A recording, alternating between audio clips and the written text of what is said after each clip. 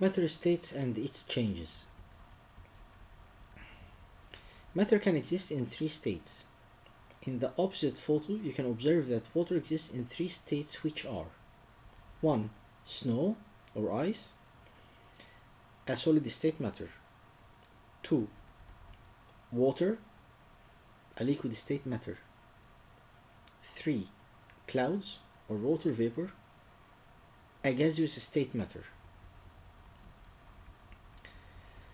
The three states of matter are 1. Solid state, such as ice, iron, or wood. 2. Liquid state, such as water, oil, or milk. 3. Gaseous state, such as air, carbon dioxide, or water vapor. Now, we will study each state of matter. 1. Solid matter. It has a definite shape and a definite volume. Some other examples of solid matter are sugar, table salt, gold, silver, copper, and aluminium.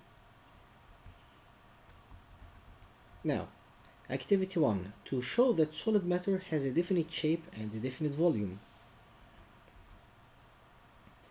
Step 1.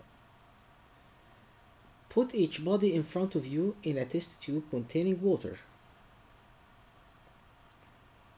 Compare between the shape and the volume of each body before and after putting it in the test tube. And the objects are stone, marble, and metal cube. Observation. The volume and the shape of each body do not change. The conclusion. Solids have definite shape and definite volumes. So give reason why gold and copper are solid matter. Because they have definite shapes and definite volumes. 2. Liquid matter. It has a definite volume and an indefinite shape, or it takes the shape of its container. Some other examples of liquid matter are alcohol, kerosene, juice, and mercury.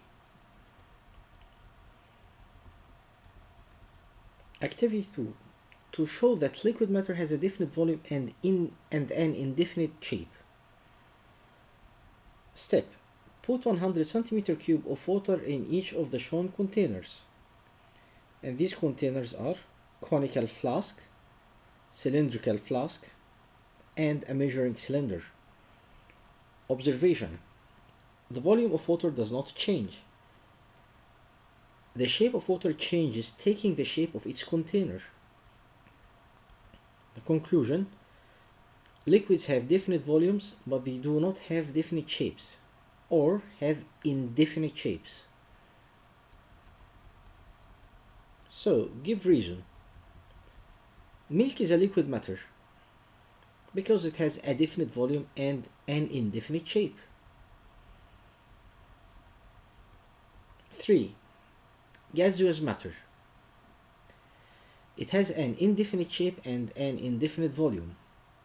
It takes the shape and the volume of its container. Some other examples of gaseous matter are oxygen and nitrogen. And for the photo on the right, it represents cloud or simply water vapor.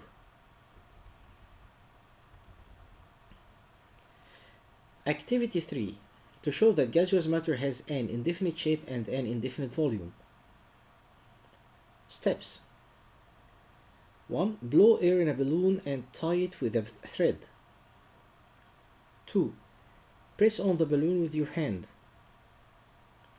Observation. The shape and the volume of the balloon change when it is pressed. Conclusion. Gases have indefinite shapes and indefinite volumes.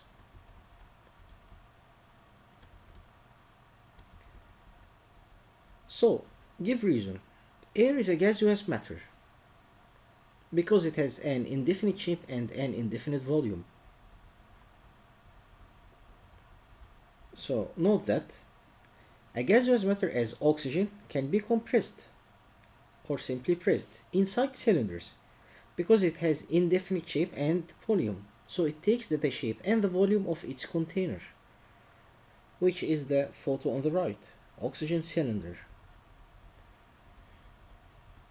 And for this little quiz, put right or wrong. 1. Liquids have definite shapes and volumes.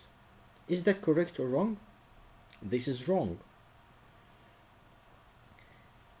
2. Solid substances have definite shapes and indefinite volumes. This is also wrong. Now let's go to changes of matter. At the ordinary room temperature, any matter exists in only one state. Matter can be changed from one state to another by heating or cooling. So, water can be changed from one state to another by heating or cooling. How could this happen? If we have solid states such as ice, by heating, what will happen? It will change into liquid state or to water.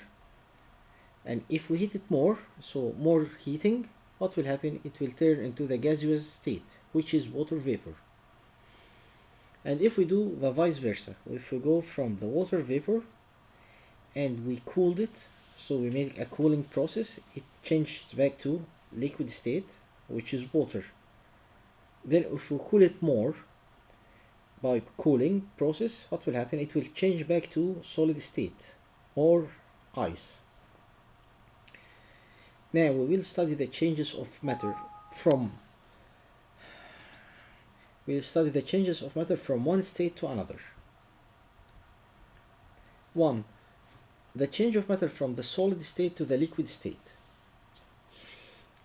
When you put some ice cubes in a glass cup for a period of time, you observe that ice changes into water as it takes heat from the air.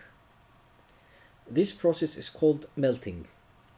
So, melting is the change of matter from solid state to the liquid state by heating. Note, in gold industries, the melting process is used to reshape the gold easily. Then the gold is cooled to return back into solid state again.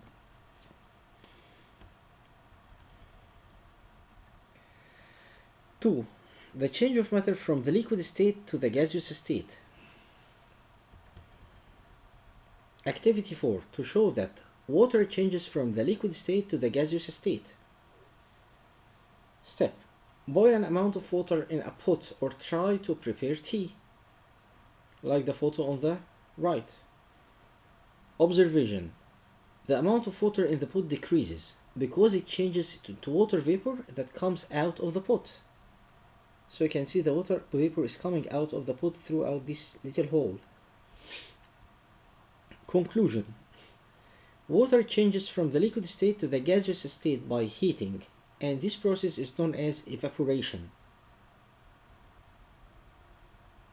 So, evaporation it's the change of matter from the liquid state to the gaseous state by heating. For another little quiz. Question, write the scientific term. 1. The change of matter from the solid state to the liquid state. This is called melting. 2. The change of water into water vapor by heating. This is called evaporation. 3. A state of matter that has an indefinite shape and volume. It's the gaseous state. 4. A state of matter that can be compressed inside cylinders. It's also called a gaseous state.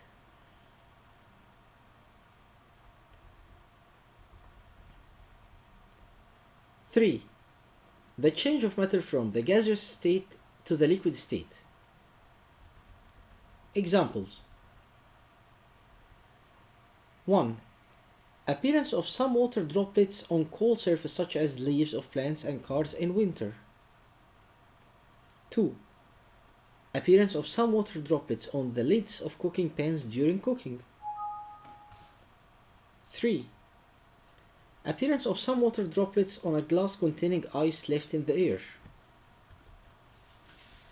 So in the previous examples, the process that causes the formation of water droplets is known as condensation. For the three of them, condensation happened. So condensation is the change of matter from the gaseous state to the liquid state by cooling.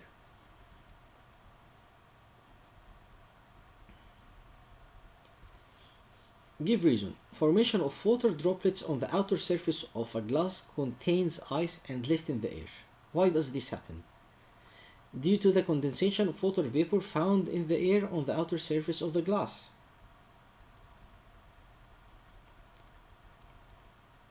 Four, the change of matter from the liquid state to the solid state.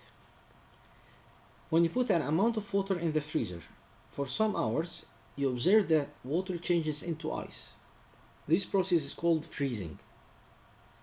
So freezing is the change of matter from the liquid state to the solid state by cooling. Notes. Number 1. The volume of water increases on freezing, so the volume of ice is bigger than that of water when they have the same mass. 2.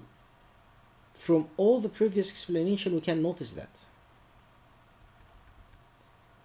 cooling, which is the decreasing of temperature, is always accompanied by condensation and freezing. Heating, which is increasing of temperature, is accompanied by melting and evaporation. 3. Melting is the opposite process of freezing. 4. Evaporation is the opposite process of condensation. Now give reason. The glass bottle which is put in the freezer shouldn't be full of water. Why shouldn't we do that? Because the volume of water increases on freezing. So what will happen when the volume increases? The bottle will explode.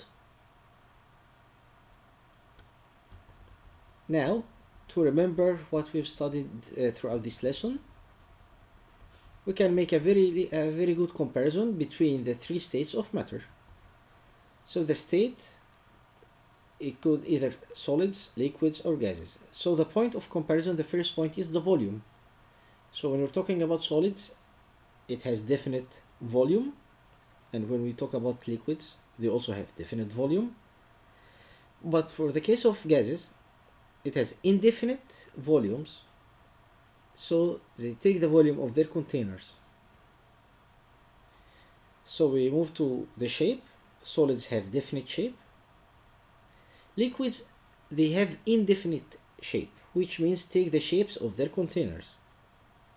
And for the gases, also they have indefinite shapes, which means taking the shapes of their containers.